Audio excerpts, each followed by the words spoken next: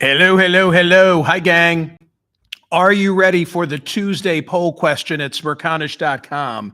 Here it comes. Would you open your front door to a political canvasser? Michael, what an odd and curious question you are asking us on this 5th of August. Please do explain. I'll do that in just a moment. Let me first thank my friends at Parks Casino in Shippensburg, located right in central Pennsylvania, exit 29 off Interstate 81, 45 minutes from the state capitol in Harrisburg. Parks Casino, you know, is my casino of choice. Parks Casino Shippensburg, so close. If you're in Hagerstown, Maryland, Martinsburg, West Virginia, the nearby Pennsylvania towns of Chambersburg, Carlisle, and Greencastle, every Monday, my friends at Parks, they celebrate military veterans. You get a free hot dog lunch with chips and a soda just by virtue of showing your military ID. Every Tuesday, it's the Parks Casino 50% golden discount. The summer comedy series continues August 15 with Chris Johnson from the Impractical Jokers comedy tour. Take my recommendation. Check out all the fun stuff. Go do some mingling indoors at Parks Casino Shippensburg. 500 state-of-the-art slot machines, a smoke-free environment, 48 live dealer electronic table games, and a heck of a lot more. Visit Parks Casino, P-A-R-X Casino.com. You've got to be 21. Gambling problem, call 1-800-GAMBLER. The Tuesday poll question at Smerconish.com asks, would you open your front door to a political canvasser? I know that's an odd question to be asking. Of course, there's a reason that I'm raising it. Yesterday, I spoke at a very large gathering in Boston. I'm going to discuss this in great detail on radio today. It was the largest gathering ever of elected state legislators in America. The group was the NCSL, the National Council of State Legislatures. It was their 50th gathering. Yesterday was the opening session. They're there for a couple of days. They're there today. It was very emotional because the events began with an honoring of Melissa Hortman and her husband, Mark, who, of course, were both victims of that recent horrific incident of political violence in Minnesota. And then after this tribute was paid, a room, again, of thousands of people. You can look in my social media and get a feel for the setting. Then Robin Vos, who is the Speaker of the Wisconsin State House, came out on stage. He introduced me, and for the next 45 minutes, the two of us had what was described as a fireside chat talking about the political environment and the political climate of the day. He's an interesting guy. He's a conservative who beat back a Trump challenge. When that ended, Congresswoman Gabby Giffords walked out on stage. You get a feel for just how special this was, how poignant this was, how timely this was. Oh, and by the way, here we were having this conversation 1 week after a man with a long gun walked into a prestigious high-rise on Park Avenue in Midtown Manhattan and killed 4 people, one of whose deaths then became a cause celeb in the not-so-dark corners of the web. All very, very timely and all very much in line with the themes that I so often address on POTUS of the need to reintegrate our society and have common experience. There were then breakout sessions again in Boston yesterday, and in one of those breakout sessions packed with state legislators, I made a full-on mingle presentation. You know, my pitch about societal disconnect and the need to have human experience and so forth. It was really an interesting group. There's so many parallels between the media and the politicians. They live in this world. They're subject, you know, to the same vitriol that I experience as a person with a platform. When I was having my conversation with Speaker Vos, here's another example of what I'm talking about in terms of the parallel. He shared the story of having had a political consultant who once said to him, every day you need to look in the mirror. Every day you need to look in the mirror and think about what makes you angry. Think about that, how nutty that is. And I responded to him and I said, well, you remind me of the radio consultant who once came to a station where I was working and told me that in order for me to be successful, I needed to hang up on more people. Like, how am I going to know who to hang up on? So in the midst of this conversation, just talking about the climate and me talking about the need for human contact, and him sharing, Speaker Voss sharing the experience of an elected official today, the subject of retail politicking came up. We talked about how Congressman Stile in Wisconsin, a Republican who went against the party wishes of don't do town halls, went and did a town hall recently and was just subject to hours of abuse.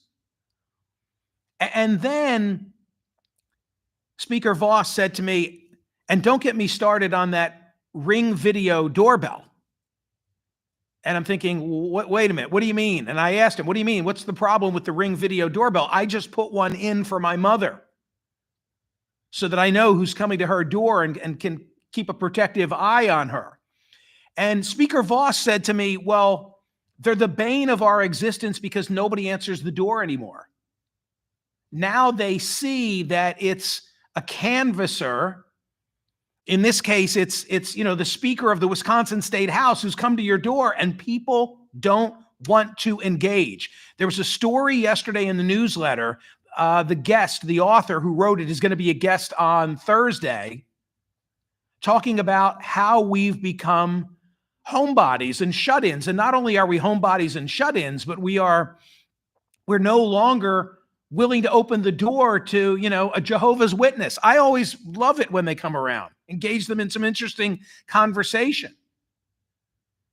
So Speaker Voss is the one who got me wondering, okay, is this where we are today? If somebody comes to your door and they want to make a pitch for a politician and you see them on the Ring video doorbell, are you just not even answering the door? And I think one of the reasons why it matters so much to me is that when I ran at age 23, turning 24 for the Pennsylvania state legislature back in 1986, as I said to the group of legislators yesterday, I've waited 40 years to be surrounded by so many state legislators.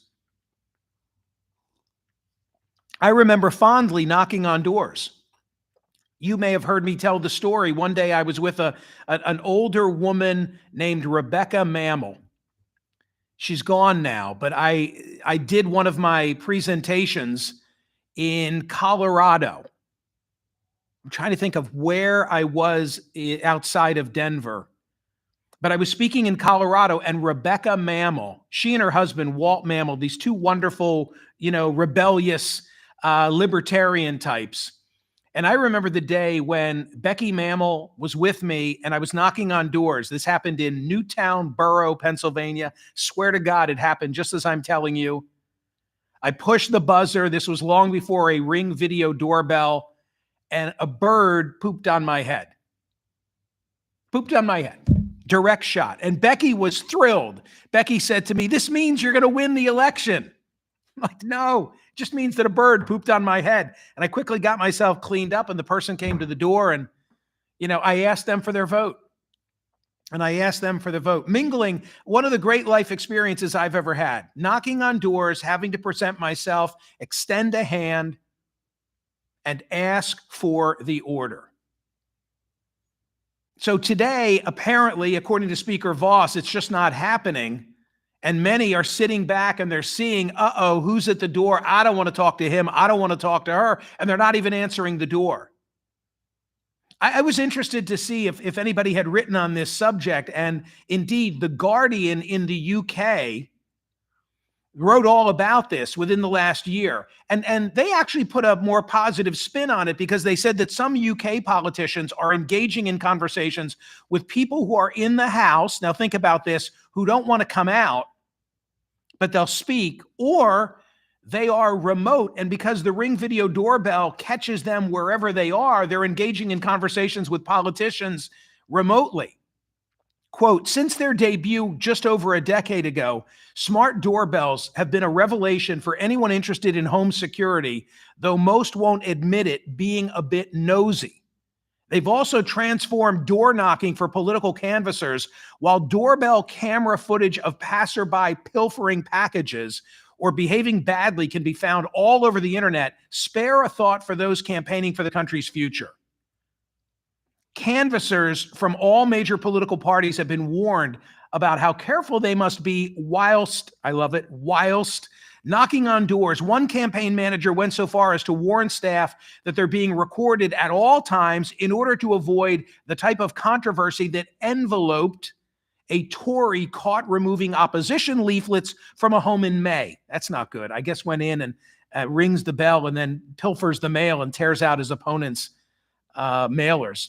Danny Chambers, the Liberal Democrat candidate in Winchester, said that there were benefits to smart doorbells for canvassers, including not just being able to talk to someone when they're in the next room, but when they're 1,000 miles away. I knocked on this door a few weeks ago, but I got no response. I tried their Ring doorbell, and the man who lived there answered. He wasn't just out of the house. He was out of the country. He was sitting on a beach in Spain. He called his wife over, and they both chatted with me for over 5 minutes. They were lovely. I think I got their vote. Funny story. Funny story. Some of the stories are not so funny. A lot of incivility. Chambers relayed a story of one of his fellow Lib Dem campaigners knocking on a door and being able to present his rosette to the camera, identifying his affiliation. Upon seeing the yellow on his label, the campaigner said the resident proceeded to hurl abuse at him for the better part of 10 minutes, all from the comfort of his sofa. Despite the opportunities doorbell cameras provide, a beneficial effect during the election is letting the people on the other side of the lens know they've been seen. Or so this story said. I found a Politico piece also in the UK. I guess this is getting a lot more attention, called Ding Dong Drama. Big dogs, blisters, bad weather. Until very recently, any political campaigner would have told you those were the biggest fears. But with a soaring number of video doorbells popping up on homes, there's a new high-tech threat facing those pounding the pavements in pursuit of votes. And then it goes on to talk about some of the incidents that have, the candid conversation among the politicians that have been captured on the doorbell, speaking ill of some of the voters they've just met or anticipating in meeting. There was one funny story in here. One Lib Dem canvasser told Influence that a local supporter had sent footage of a group grumbling of Tory campaigners at the bottom of their drive after a failed pitch. Not another effing liberal, they moan to the rest of their ground team. I thought it was a really cool thing, and I'm sorry that we're losing. And I got to tell you something else. Just thinking about the violence, just thinking about Minnesota, just thinking about New York, just thinking about Representative Style and the blowback that Style received in his town hall in Wisconsin just last week. These politicians, I'm sure these politicians have to think twice now. They're unprotected. And to be out and about in the community, shaking hands, knocking on somebody's doors. I mean, I've just got the experience of greeting Gabby Giffords yesterday and thinking about what she's been through with that attempt at assassination. I think it was 19 people who were shot that day by the gunman, and 6 of them dead. Horrible, horrible.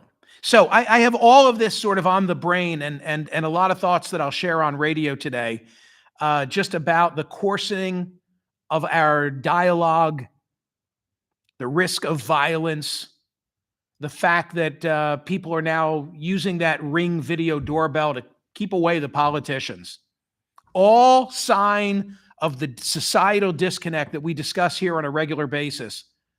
And today on radio, one of the things that I want to discuss is, what are we going to do? Because I came home from Boston having the opportunity to speak in front of thousands of state legislators.